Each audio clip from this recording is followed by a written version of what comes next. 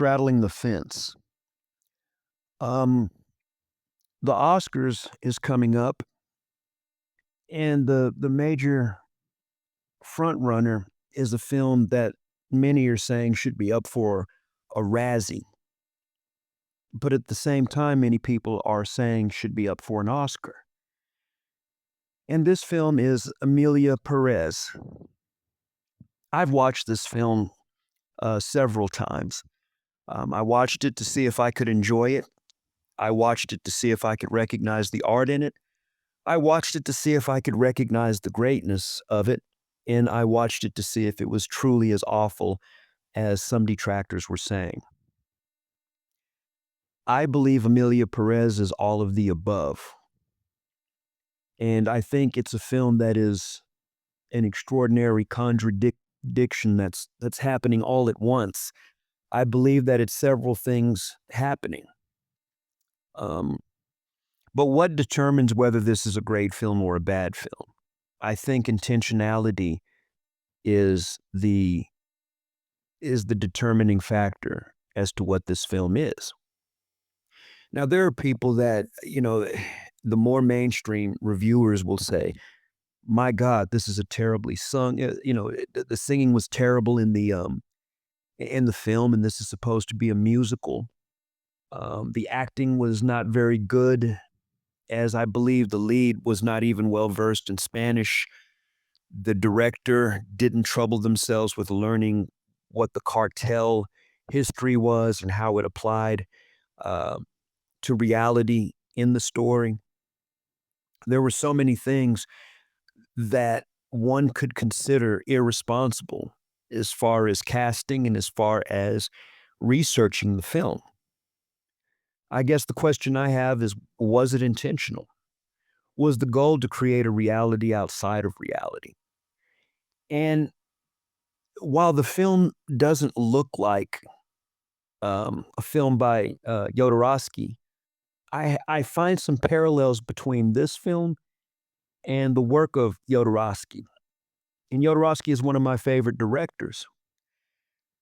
And for those of you who don't know who Alejandro Jodorowsky is, he's the director of El Topo, which is largely regarded as the film that fathered the Midnight Movie. And the Midnight Movie was a concept to where these screenings would happen at roughly midnight, and they were films that were not necessarily a part of the mainstream. The question I pose is whether Emilia Perez is one of these films. And I've already done a review on it, but I don't think that I did the review justice, because I think the critique of the film goes deeper than what's been given. I think what's been given has been either or. And again, I don't want to straddle the fence because I have some very definite thoughts on the film. And I guess I could start by going down those thoughts. Number one, did I enjoy Emilia Perez? And the answer to that is a resounding no. I did not enjoy the film. And I didn't enjoy the film because I was watching it as a mainstream moviegoer who had a definite idea of what was considered good and what was considered bad as far as cinema. And because I have these definite ideas, when something, as a person seeking entertainment, and this is how I viewed the film in the beginning, because I have those ingrained sensibilities, I couldn't enjoy the film as anything other than a project that, in my opinion, failed to hit those familiar checkpoints. So getting that out of the way, as an average observer of film, I did not enjoy this film. As an artist, did I enjoy the film? It's here where the verdict is still out. Because part of my artistic being is I have to be open to different forms of expression. And that part of me is more open than my mainstream secular part. Do I enjoy Emilia Perez as an artist? I don't know. And I don't know because the intentionality of the film is still in question. Whether it was just an unholy mess or whether this was purposeful, you have to, you probably have to watch it several times, which most people aren't going to do. Going back to Jodorowsky and the Midnight Movie, the movies that appeared in the the roster of Midnight movies, they included things like Eraserhead, um, probably a couple of Andy Warhol offerings, and those are very, very niche in the people that appreciate them. Jodorowsky's film El Topo was hailed as a visual masterpiece, and it was also trashed for terrible acting. So you had 2 different things going on, and I don't know how long the Razzies has been around. I guess I could research that and find out if El Topo received a nod for a Razzie, if the Razzies were around, during the, '70s. I don't know, I doubt it, but if they were, it would have been interesting to see what that film was up for, as far as Best Picture and Worst Picture and all of that. But because it was misunderstood by many, it was deemed as terrible in certain circles. In other circles, it was deemed as art. Now, the thing with Jodorowsky is he verbally stated what the film was. So there was an intentionality to the visuals, to the acting, to the aesthetic of the film. You kind of knew what you were getting into because he was very vocal about it. And it was either hate it or love it, but you understood it. With Emilia Perez, the typical markers of what would make that film great were not met in a traditional way. It it it's categorized as a musical. And normally with a musical, you expect great singing. You expect um, classic song renditions, new classics created, and the singing to be on par with what we consider examples of excellence. And that's not what happens with this film. As a matter of fact, people sing in their own voice, and it's not even really singing, it's conversational, and it's almost tone deaf. It's this world where audio rhythmic expression reigns supreme whether people can sing or not. It's as though singing was the form of communication, and it didn't matter whether you were good at it or not. It mattered that you participated in this world of, do you want to say anti-melody? I don't know. But if the director intended to do that, then you have to look at whether they were taking a bold and brave chance. The acting was serviceable, but it wasn't good. It wasn't great. It wasn't something that denoted that it would be an Oscar, but was something bubbling up under the surface. And if it was but bubbling up under the surface, is Emilia Perez a chance for art to take center stage as opposed to the expected, as opposed to the traditional narrative? Is its messiness on purpose? The narrative is messy. Um, the improvised mannerisms of people was messy. But if the artist knew exactly what they were doing, was the director trying to convey a different kind of reality? That I don't know. So from an artistic standpoint, I'm still trying to figure out what Emilia Perez is. And I think I'm going to delve deep into interviews with the filmmaker. And I'm also going to look and see whether or not what I've read about the filmmaker was presented in context or not. Because one thing I know is that there has been this reaction to films that are deemed as woke that completely dismiss projects based off of the ingredients of the project. And I don't know if it's necessarily fair. Furiosa was a film that was absolutely brilliant that had a female lead. And unfortunately, the words female lead are now, and let's see, female lead, transgender lead, black lead are looked at as buzzwords for get woke, go broke. And I don't think that that's fair. I think that there's a major amount of movies coming out that don't necessarily put um, those previously marginalized groups in the best of light, but that has nothing to do with their race. That has to do with the depth of talent, the depth of expression. That's what that has to do with.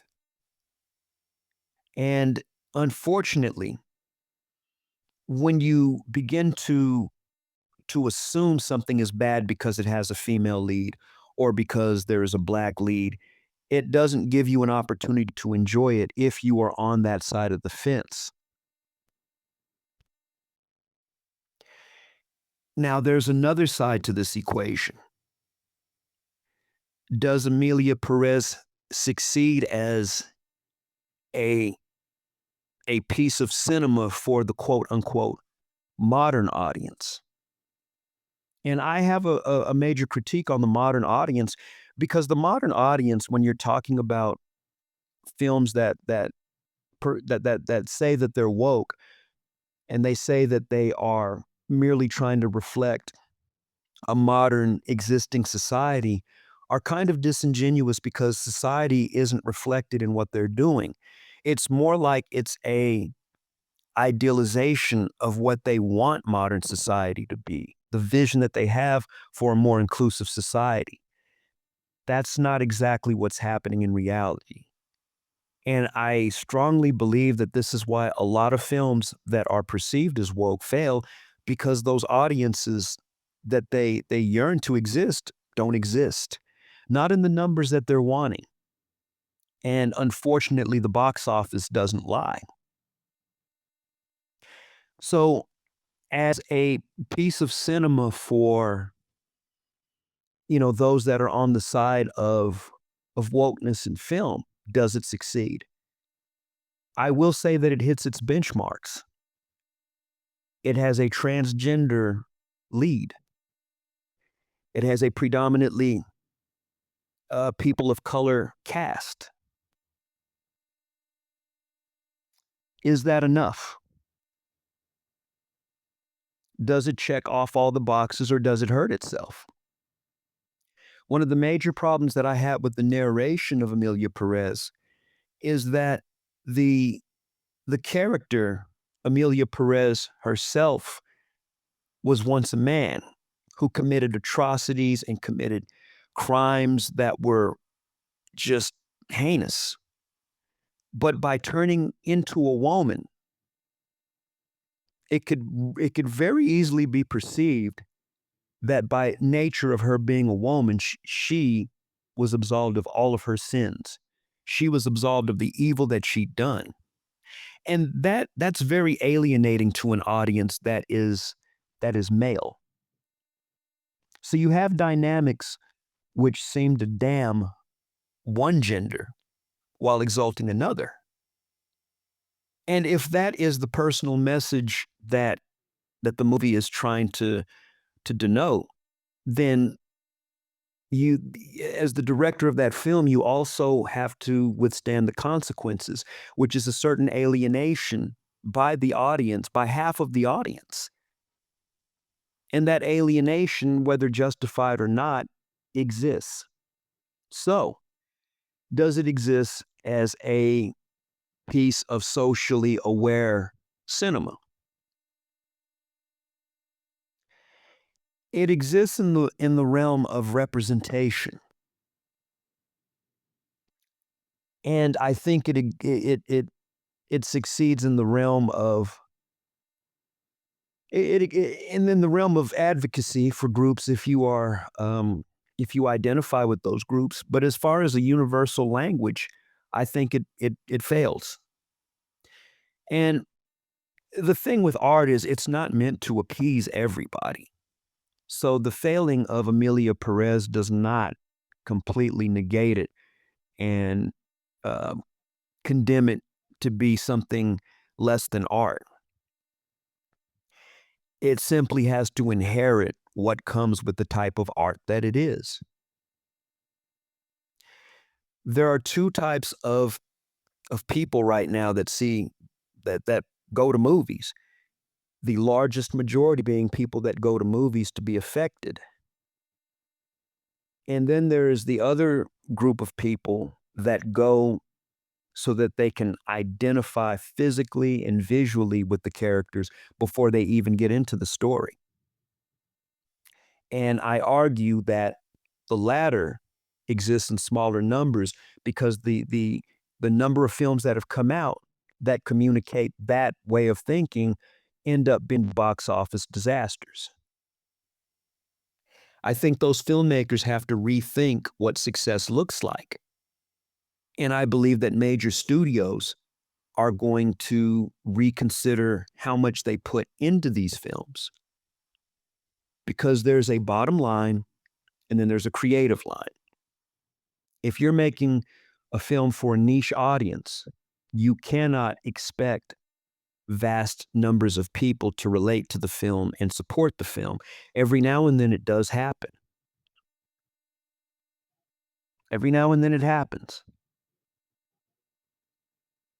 But for the most part, the traditional mainstream sensibilities as far as how the audience absorbs movies has been pretty persistent and pretty um, it's been pretty consistent. And these are merely observations. They have nothing to do with the credibility of the film. They have nothing to do with the greatness or terribleness of a film. They are simply quantifiable observations that yield quantifiable results. Will we be talking about Emilia Perez in years to come? That remains to be seen. I don't know if Alejandro Jodorowsky knew that he was going to be talked about, for his films, Holy Mountain and El Topo and Santa Sangre. I don't know that he knew, and I don't know how we'll view Emilia Perez in the future. But it really depends on which side of the coin you fall on, and it really depends on what we're open to, and if subjectivity will be used to camouflage bad films as pieces of art. What do you think? This is Nathan Lee, the brave artist, with continued commentary on the film Emilia Perez in this Oscar season. Share, like, and subscribe, and let others know about this small channel. This is Life is Art. Until the next time, take care.